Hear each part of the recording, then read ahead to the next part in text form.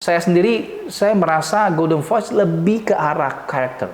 Ada satu teknik yang mungkin banyak orang tahu, tapi mungkin banyak juga yang belum tahu. Oke, dia adalah disebut sebagai the therapy.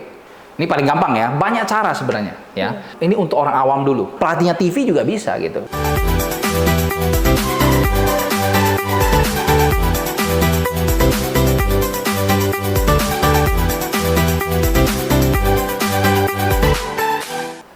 Baik teman-teman, di episode yang lalu kan kita sudah bahas yang banyak ya. Di episode berikut ini masih ada yang sangat-sangat luar biasa yang harus kita dengar dulu ya. Bisakah kita itu latih otodidak? Belajar otodidak. I like it. Jawabannya simple, sangat bisa. Kenapa? Because it is our body.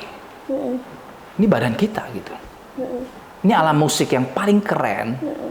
Yang pernah diciptakan sama Tuhan. Badan kita ini adalah alat musik. Kalau disebut gitar, ada drum, vokal, keren. Gitu.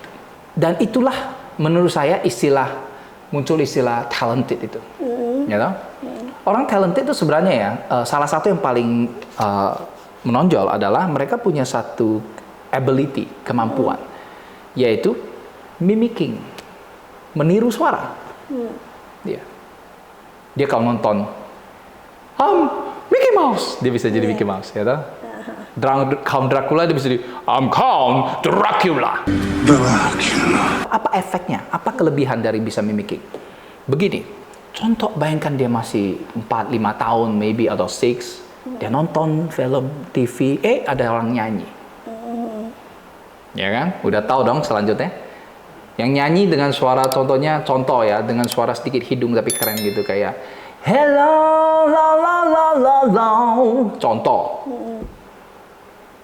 Dia cuma tinggal do his job because dia punya mimicking, dia cuma ikutin la la la la la. Kebayang nggak itu? Secara tidak langsung anak ini cuma tinggal meniru gitu. Walaupun yes, nggak 100% mirip, tapi pelan-pelan dia mempelajari itu. Dan lucunya dia kirain orang lain semua juga bisa begitu.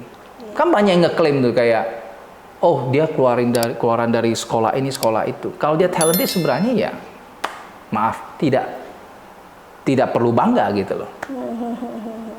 Dia nggak perlu ada pelatihnya TV juga bisa gitu. Walaupun bisa lebih rapi kalau ada pelatih. Udah bagus, dia autodidak, tapi mau mencapai lebih rapi, lebih profesional.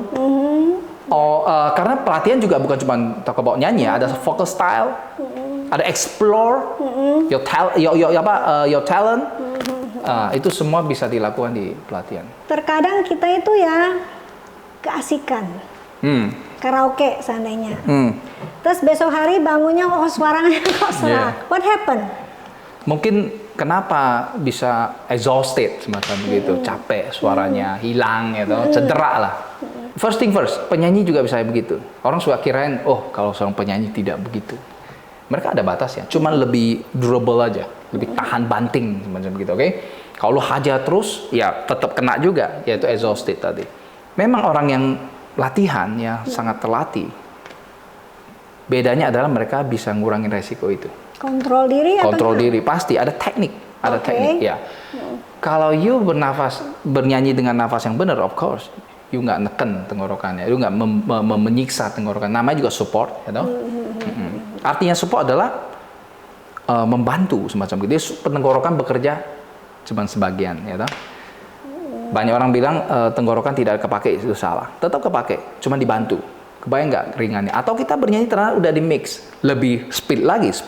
Jadi the mouth atau tenggorokan atau chest voice semakin tidak terlalu diforsir semacam gitu. If you know how to do it, okay?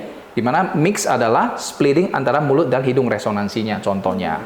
Pertama, untuk supaya tidak capek, pasti a proper technique, ya toh? Because teknik itu sebenarnya fungsinya apa? Mempermudah. Nyanyi lebih power, lebih tinggi, on pitch, improvisation, anything you wanna sing. Or sing belting dengan enteng, ya toh? Okay, anything you wanna do, tapi dengan easily. Tetap minum banyak, ya tetap harus lembab, itu penting. Maksudnya harus jaga ya, jangan sampai kita punya saluran voice itunya ada cedera, iya. Luka atau tadi ya bisa dari makanan, stres. Ada satu teknik yang Mungkin banyak orang tahu, tapi mungkin banyak juga yang belum tahu. Oke, dia adalah disebut sebagai the therapeutic of vocal tech. Ya, bersifat terapik. Dia sangat terapi ya. Namanya vocal fry. Vocal fry. Vocal fry.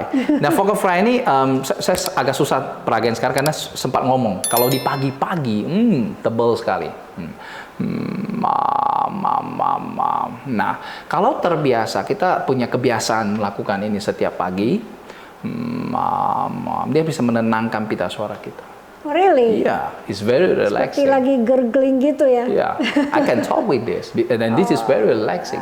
Vocal fry sendiri adalah register yang banyak orang tidak tahu. Dia di bawah chest voice, oke, chest, dan kalau kita turunin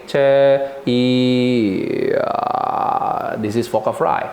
Dan vocal fry kenapa begitu bagus? Karena pada saat kita aktifin vocal fry untuk pemula, dia harus shut down. Dia nggak ada tenaga sama sekali. Jangan bahkan bayangkan tekan-tekan. Ini benar-benar shut down. So it's very relaxing kan gitu. Gitu ya. Lama-lama ya, menurut saya ini ya, mungkin bisa salah, tapi ini menurut pribadi saya menjadi ada kebiasaan like I'm not pushing too much. Jadi tenggorokan saya itu nggak terus, bayangkan 3 menit nyanyi, lu cuma tahu kompres doang atau lu cuma tahu tekan doang ya, it can be a problem. Pemilihan nada dasar yang tepat bagaimana caranya? Ini hampir sama dengan tadi kita bahas, namanya neutral rearing. Ini paling gampang ya, banyak cara sebenarnya ya. Tapi saya kasih yang paling cepat. Your neutral talking voice. Itu dulu. Ya, walaupun your natural. Ya, neutral, netral. Oh, ya. neutral. Neutral. Jadi suara netral kita gitu. Dari sana belum kelar ya toh? Karena bisa aja, karena kita bahas gini, ini untuk orang awam dulu ya. Kalau untuk orang yang bisa nyanyi sebenarnya nggak usah tanya pertanyaan ini sebenarnya. Ya, tahu setuju ya? Ya. Jadi kalau orang bisa nyanyi, he or she already know it, you know?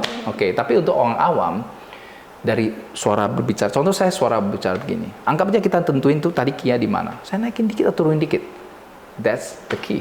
Supaya kita tahu kita di zona yang benar, ya toh? That's what we talk about. Jangan pernah cekik tenggorokan, dagu lu. Selalu bernyanyi dalam kondisi dagunya masih santai. Itu yang kita jaga. Ya? Comfortable. Okay. Not too tight. Let's say I'm singing di, this kind of voice. Let's say I'm saying chest voice, okay. Di, still okay. If you know how to sing head voice, berarti kan bisa lebih tinggi. Wi, ini ringan ya Pak, pasti head voice kan resonansi sudah di atas, jadi nggak pakai chest. Jadi selagi dagunya masih aman di sana, I think you are good to go. You masih bisa nyari lebih tinggi dan that's your lu bisa nyari dada dasar lu semacam begitu, oke? Menurut coach, golden voice itu apa sih?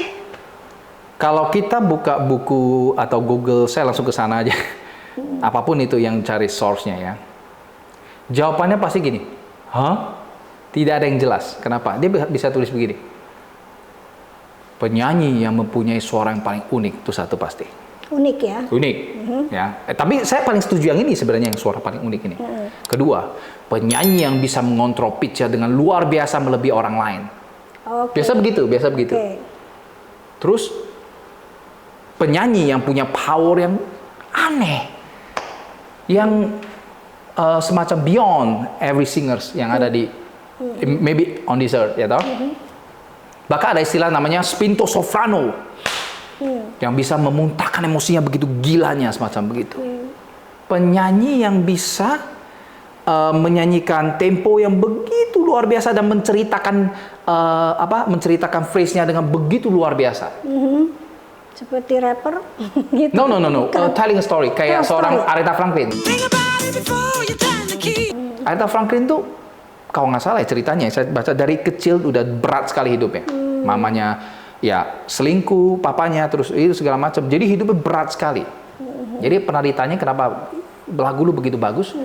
Because I know the pain katanya. Jadi dia itu ya, kira-kira begitu. Ya di lagunya. Ya, dan memang dari kecil juga sudah sangat aktif bernyanyi kan gitu ya. They make her can telling a fantastic story. Selain dengan the power or anything, ya loh. Saya sendiri ya, this is personal. Saya merasa Golden Voice lebih ke arah karakter. Bisa salah, oke? Jadi saya merasa Meghan Bolton itu ya sangat susah mendapatkan suara seperti gua sendiri suka bisa peragain itu ya. Maybe for me, maybe banyak yang nggak setuju. Rob Thomas itu ya Golden Voice for me. Because he has a very style ya dengan suara yang luar biasa gitu. For me ya toh. Depends on how you but one thing sure. You feel. Ya, satu hal yang pasti. They are luar biasa, fantastic itu ya. They all are fantastic itu maksud saya. Golden Voice. Idealnya di usia berapa udah bisa berlatih? Sebenarnya latihan apapun ya, sebenarnya idealnya itu adalah pada saat mereka bisa mendengarkan. Oh really? Ya. Saat seorang bayi mendengarkan nah, ini kontroversinya. Dari perut sudah mendengarkan. Betul. Nah, ini kontroversinya. Sebenarnya jawaban sebenarnya menurut saya dari baby because gitu ya? Ada teori ya. Kalau salah, ada teori mengatakan bahwa walaupun masih di dalam kandungan itu musik-musik terutama musik klasik bisa mempengaruhi gelombang otaknya gitu. Jadi kalau tanya saya kapan harus belajar, rasa dari bayi udah boleh mendengarkan, udah do something for it, betul? Pada saat anak-anak tertentu tersebut sudah bisa mendengarkan arahan. Itu dalam arti pelatihnya ada arahan. Iya. Karena banyak sekali pelatih yang ngajak nyanyi doang. Ini harus dicamkan ya. Indonesia masih banyak sekali istilahnya ngajak nyanyi gitu loh. Bukan pengarahan, bukan pelatihan. Indonesia sangat sensitif dengan teknik. Kalau saya bahas begini, bahkan murid saya pernah mengatakan bahwa kurangin itu, let's sing gitu. So this is the problem. Jadi dalam arti pelatih yang memang ada arahan, ada penjelasan, ada sedikit teori sedikit ya toh, vocalizing, dan kalau anak yang sudah bisa ikutin, it means you good to go.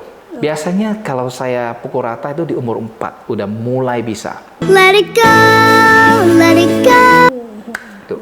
Contoh, saya kasih contoh. Di sini Vocal Kingdom ya. Saya sendiri karena saya sangat berat di pembahasan teknik ya. Saya favoritnya di sana. Let's say strong di sana. Jadi murid saya rata-rata di atas 14 tahun. Sudah tahu ya. Ya, 14 tahun. Karena kenapa? Karena mereka udah kayak udah bisa ngerti what I'm saying ya toh. With my pakai teori yang paling simple deh, minimal mereka udah ngerti gitu. Tapi kalau anak-anak kan dia bengong gitu. Kan bingung saya ya. Tapi kemarin ada kasus. Saya dapat satu murid yang 6 tahun.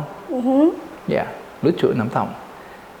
Dan pertamanya ya gua nggak ambil.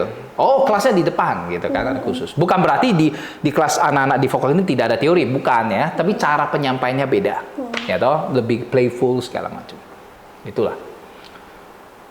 Mamanya bilang, ini anak 6 tahun. Memang 6 tahun. Otaknya 14 tahun katanya, lucu. Hah? Masa sih? Gua ngobrol. Ternyata bener. Ini anak bener-bener kayak bisa sampai pokoknya sangat unik. I cannot explain it here. Okay? So I take it. Dan memang bekerja. Okay. Sometimes it's off. Still dia anak 6 tahun ya toh. Jadi serius off. Tapi ada momen seriusnya gitu. Gitu. Jadi dia bisa masuk banyak hal. Gitu. Ya. Sangat unik. Jadi sebenarnya 4 tahun, 5 tahun is okay. Tapi lebih tepat jawabannya ada perasa anak-anak sudah bisa mengerti apa yang bakal dibahas, apa yang bakal diteorikan di sana. Jadi di Vocal Kingdom itu ada khusus untuk anak-anak dan untuk yang 14 tahun ke atas. Ya, untuk professional singers juga ada, untuk karaoke kelas juga ada semacam begitu. Tapi kalau anak-anak itu 4 sampai 12 tahun sekitar begitu. Intinya sebenarnya bukan masalah umurnya, bukan angkanya, tapi yang sudah boleh mungkin yang masih playful atau sudah bisa mengerti teori, kira-kira begitu. Well, thank you Coach. Thank you for sharing. Semoga bermanfaat buat teman-teman dan kita bakal ketemu lagi di episode berikut. Bye.